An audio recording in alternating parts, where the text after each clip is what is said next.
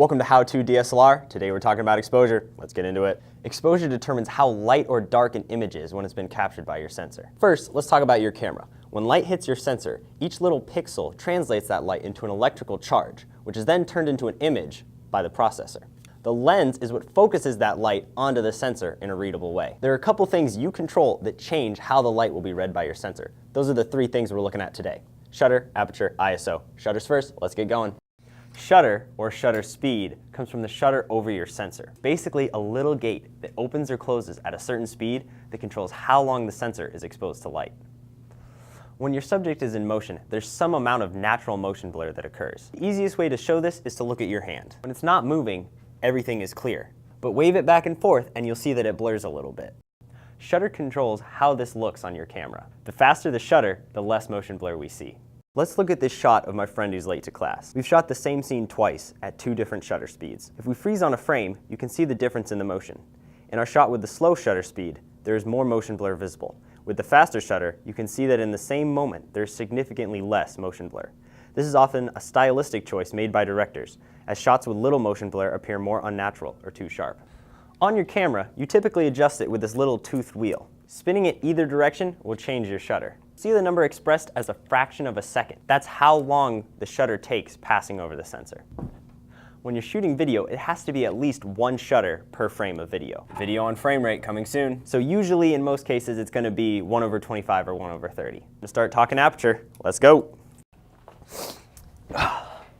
Aperture refers to the opening in a lens's diaphragm through which light passes. It controls the depth of field. Let's take a look. How wide it opens is measured in f-stops. When the f-stop is higher, that means the opening in the lens is smaller. There's more depth of field, the background is more in focus, crisper. The lower the f-stop, that means that there's a larger opening in the lens, which means there's less depth of field, results in a blurrier background.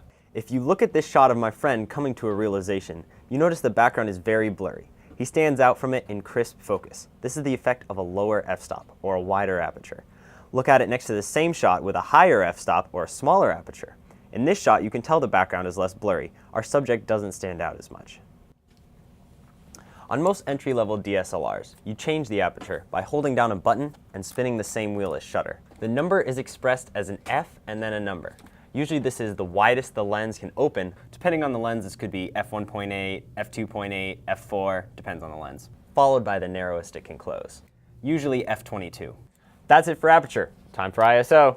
ISO stands for International Standards Organization.